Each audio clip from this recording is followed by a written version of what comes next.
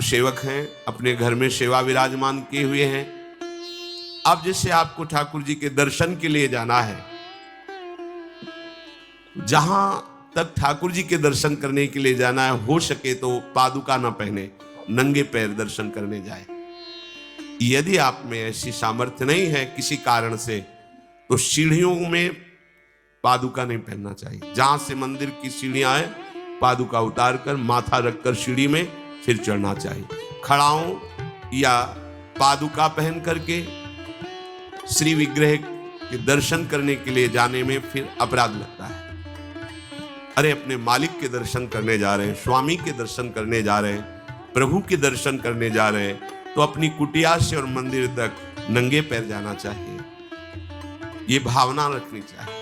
भरत जी जा रहे हैं प्रभु के दर्शन करने के लिए, अयोध्या से पैदल ही चले थे, तो सुकुमार चल बड़े फफोके छाले पड़ गए थे। वशिष्ठ जी ने देखा, सबने मिलकर भरत जी से कहा पालकी पे बैठ जाइए। तो कहा मेरे प्रभु यहाँ नंगे पैर चले हैं और मैं पालकी पे बैठ जाऊं? उचित तो यह है कि अपने प्रभु के दर्शन के लिए मैं जा रहा हूं, तो जहां जहां प्रभु के चरण पड़े वहां मेरा शीश पड़े, अर्थात सिर भर जाऊं। उचित असमोरा सबते सेवक धर्म कठोरा, यहां मैं सर के बल चल के जाऊं, पर असमर्थ हो।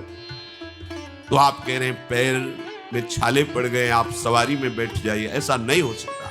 तो अपने प्रभु के दर्शन करने के लिए जब जाए, तो हो सके सामर्थ्य हो तो पादुका न पहने, कोई खड़ाऊं चप्पल जूता आदि ना पहने। अगर पहने हैं तो बस सीढ़ी तक ही पहन कर जाए, ऊपर सीढ़ियों के नहीं। इतने सुकुमार मत बनो, ये आग में जलाया जाएगा शरीर, ये गाड़ दिया जाएगा शरीर, इससे ज्यादा प्यार ना करो। दूसरा, प्रभु के जो उत्सव हैं, कृष्ण जन्माष्टमी, राधा अष्टमी और भी जो भागवतिक उत्सव हैं, यदि आप अपने आराध्य देव का उत्सव नहीं मनाते हैं तो ये सेवा अपराध है, मनाना चाहिए। चार लोग मिल करके सुंदर फूलों से पत्रों से श्रृंगार करके प्रभु की जय घोष करनी चाहिए, प्रभु की कथा करनी चाहिए। आपस में बैठ करके भगवान के जन्म अवतार की, लीला अवतार की कथा कहे, नाम कीर्तन करे। अगर ऐसा नहीं करता तो ये अपराध है। तीसरा, प्रभु या गुरुदेव के सामने जाकर प्रणाम न करना, यह अपराध है। जय बार सामने जाए तय बार प्रणाम करें। अगर आप अस्वस्थ हैं, आपका शरीर काम नहीं कर रहा, तो हाथ जोड़कर सर झुका दीजिए, नहीं तो पंचांग या साष्टांग प्रणाम कीजिए। जय बार गुरुदेव से मिले, जय बार प्रभु के श्री विग्रह के सामने जाए तय बार प्रणाम करें। अगर अपनी कुटिया में भी प्रभु विराजमान है तो जय बार उनके सामने, इससे दासत्व पुष्ट होता है, प्रभु की कृपा प्राप्त होती है, प्रणाम करें। चौथा, यदि आप अपवित्र हैं, शौच में गए हैं और वहां वैसे ही वस्त्र पहने हुए जिसमें आपने शौचालय में प्रवेश किया, शौच किया, उन्हीं वस्त्रों से अपवित्र दशा में प्रभु के सामने नहीं जाना चाहिए। इसीलिए हमारी बुद्धि मलिन हो जाती है, कोई सिद्धांत समझता ही नहीं। जो शौचालय है उसमें उतने ही वस्त्र पहनकर जाएं जितने हम धो सकते हैं। अगर आपको बार बार शौच लग रही है तो आप कमर से जरूर स्नान करें, यहां से हाथ धो लीजिए, कुल्ला कीजिए, नाक, आंख, कान, इन छिद्रों को पवित्र कीजिए और वही वस्त्र पहनिए, या उनका हो नहीं कल तो सुविधा है, कोई बाहर तो जाना नहीं होता, वस्त्र उतार दीजिए, उतना पहनिए जितना धो सकते हैं। यदि आप ठाकुर सेवक हैं, भजन करने वाले हैं, ये पवित्रता नहीं रखेंगे तो जहां जो कुछ भी छुएंगे सब अपवित्र हो जाएगा, और अपवित्र बुद्धि भगवान में नहीं लगती, ओ मलिनता छा जाती है। अब ये आज का जो नया समाज है, शास्त्र पवित्रता को जानता ही नहीं है, तो स्वीकार क्या करेगा? और बिना पवित्र हुए हमारे विचार पवित्र नहीं होते। इसलिए कभी अपवित्र दशा में ठाकुर जी के सामने, श्री विग्रह के सामने जाना, सेवा सामग्रियों को छूना, ये अपराध माना गया है। प्रभु के सामने या गुरुदेव के सामने जाके ऐसे करना, एक हाथ से प्रणाम करना, ये सेवा अपराध माना गया है। दोनों हाथ भगवान ने दिए, दोनों को जोड़िए, दोनों को जोड़कर सर झुकाइए, इससे तुम्हें कृपा प्राप्त होती है प्रभु की। प्रभु की कृपा का क्या स्वरूप है? नाम में प्रेम होने लगे, जितेंद्रियता आने लगे, हृदय पवित्र होकर सबके सुख भावना में मगन होने लगे, ये प्रभु की कृपा। छठवां, जब हम प्रभु की परिक्रमा करते हैं तो परिक्रमा करते समय प्रभु के जब सामने आवे तो उनको प्रणाम करें। प्रणाम किया, फिर आगे। 4 परिक्रमा हमारे प्रियालाल की होती है। कभी सामने परिक्रमा नहीं करनी चाहिए, जैसे सामने खड़े ऐसे घूम जाते हैं सामने, नहीं, ऐसा नहीं। प्रभु के सामने ऐसे नहीं घूमना, तो वहीं खड़े खड़े घूम गए 4, ऐसा नहीं। प्रभु को दाहिने करके प्रदक्षिणा। अगर आप प्रभु को प्रणाम नहीं करते, परिक्रमा करते हुए या सामने घूमते, ये सेवा अपराध है। 7वां, प्रभु के सामने गए मंदिर में और आप पैर फैला के बैठे, सामने ऐसे पैर फैला लिए, ऐसे फैला के बैठे, ये अपराध है। अपने आराध्य देव के सामने, अपने गुरुदेव के सामने पैर फैला के नहीं बैठा जाता। यदि आपके पैरों में कोई दोष है तो उतनी देर ही रुकिए जितनी देर आप खड़े दर्शन कर सकते हैं। सामने से हट जाइए, सामने पैर नहीं होने चाहिए आपके। 8वां, प्रभु के श्री विग्रह के सामने दोनों घुटनों को ऊंचा करके अपने हाथों से लपेट कर बैठना। ऐसे ऐसे घुटने दोनों खड़े करके ऐसे जैसे बांध कर ऐसे ऐसे बैठना सेवा अपराध है। प्रभु के श्री विग्रह के सामने, अब जैसे मंदिर में गए, थके हैं आप, दीवार में उड़क करके ऐसे सो, ये अपराध है। प्रभु के श्री विग्रह के सामने उतनी देर ही टिको, बस जितनी देर आप सावधान है, नहीं बाहर निकल जाओ, एकांत सेवन करो। श्री विग्रह के सामने उतनी देर ही। दर्शन करने गए, केवल आपकी दृष्टि नक्शिखलो अंग माधुरी, प्रभु की केवल दर्शन कर रहे, आंख बंद कर ली, ध्यान किए, फिर दर्शन, फिर चंचल होने लगा, नेत्र झुकाए, प्रणाम किया, मंदिर से बाहर हो गए। किसी से वार्ता नहीं। प्रभु के श्री विग्रह के सामने उनके चरणामृत और प्रसाद को छोड़कर अन्य नहीं पाना। प्रसाद मिला तो पा गए, चरणामृत मिला तो पी लिए। इसके अलावा ऐसा नहीं कि अब जगह है, प्रभु है, चलो और कुछ नहीं। वहां कोई खाना पीना, कोई व्यसन, ये अपराध है। प्रभु के श्री विग्रह के सामने बैठकर बात करना और उसमें झूठ बोल देना, ये दोनों अपराध है।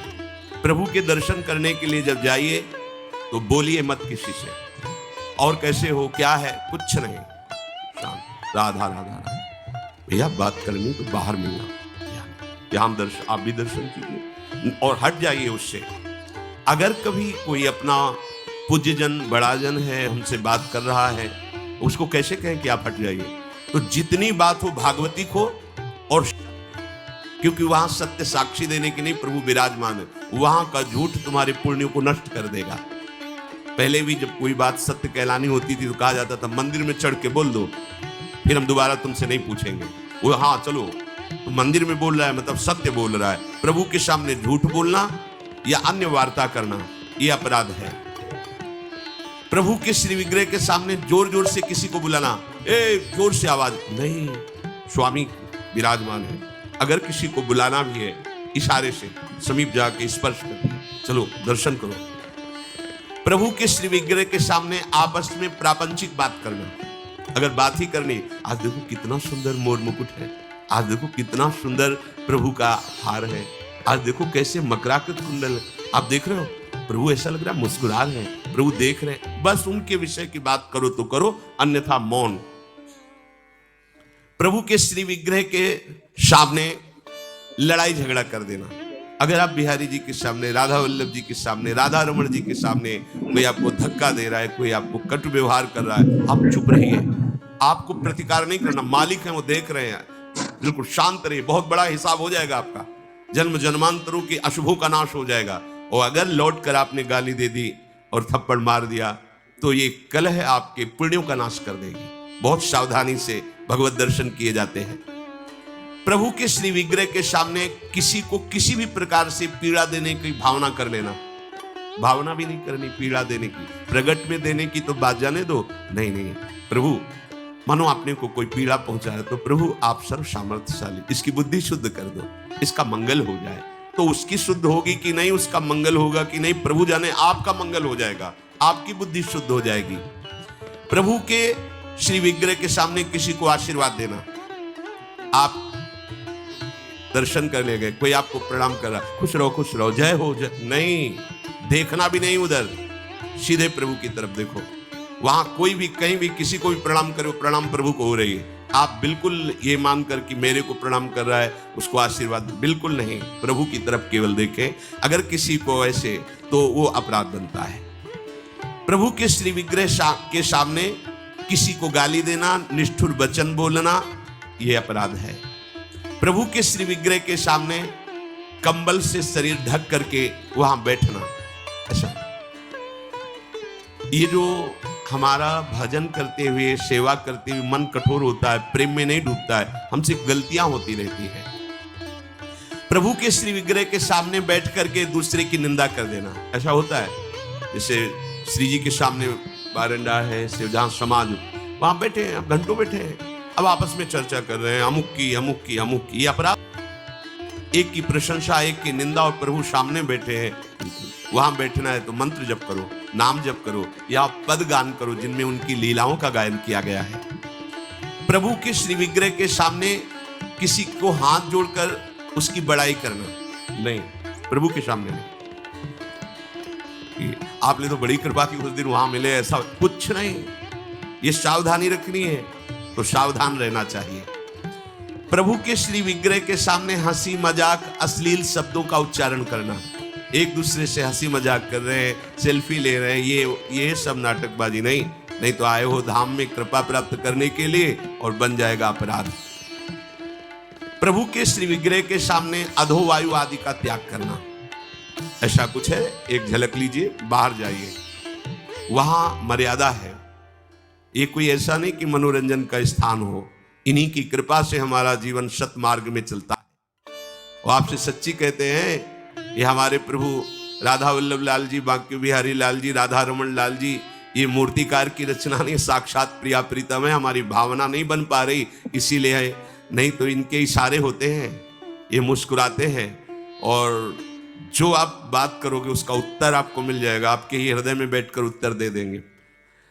कई बार ऐसी प्रभु की तरफ से इशारे होते हैं कि साक्षात प्रभु विराजमान है, मतलब आपकी भावना जाकी रही, भावना जैसी प्रभु मूर्ति देखी तिन तैसी। और सेवा में आपके पास सामर्थ्य है, पर आप साधारण चीजों से प्रभु की सेवा कर रहे हैं तो यह अपराध है। जैसे एक दिन कहा था कि ठाकुर जी के सामने तो चिरौरी रखवा दी, और आप पूरा परिवार पकौड़ी हलवा से बाल भोग कर रहे हैं, ये अपराध है। ऐसा नहीं, यदि आपके पास नहीं है तो बाजरे की आधी से ठाकुर जी प्रकट हो गए धन्ना जी के यहां। प्रभु को नहीं चाहिए, वो तो विश्व का भरण पोषण करने वाले स्वयं विश्वात्मा है। पर यदि आपके पास है तो उत्तम उत्तम भोग लगाइए, उत्तम उपचारों से प्रभु की सेवा कीजिए।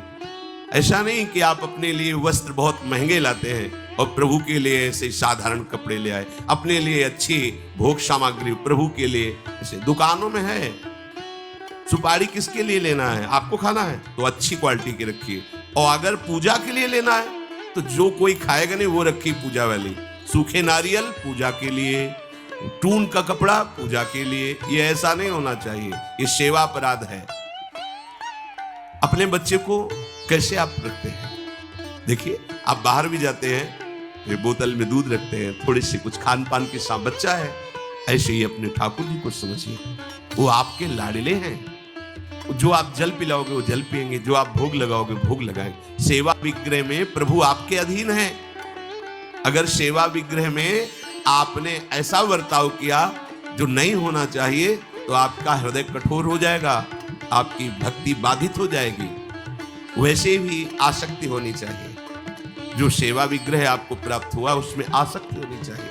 अच्छे से अच्छे पदार्थ देखकर मन ललचा जाए कि मेरी सामर्थ्य तो नहीं, पर अगर सामर्थ्य होती तो आज प्रभु को ये भोग लगाते, आज प्रभु को ये पहनाते, तो आप ये समझो आपको उसका फल मिल गया। चढ़ा नहीं पाए, समर्पित नहीं कर पाए, पर उसका फल आपको मिल गया, क्योंकि आपने विचार किया ना, भावना की ना, और प्रभु भाव ग्रहण करते हैं। प्रभु को बिना अर्पित किए किसी भी वस्तु को खाना पीना यह सेवा अपराध है। यदि आप गुरु मंत्र लिए हो, ठाकुर सेवा विराजमान किए हो और आप बिना अर्पित किए पाते हैं तो अपराध है। एक बार नंदगांव ब्रज भक्तों के चरित्रों में है, अगर आप बिना भोग लगाए पाते हैं, बिना भोग लगाए जल पीते हैं, जल भी पीना है तो आप अपने गुरुदेव का स्मरण करके नाम लेकर ही जल पीजिए, उनको भाव से अर्पित करके। भोग पाइए तो अर्पित करके। अगर आप अर्पण नहीं करते हैं तो इसमें अपराध बनता है, ये आपकी बुद्धि को भ्रष्ट कर देगा, मलिन कर देगा। बिना भोग लगाए कुछ नहीं पाना।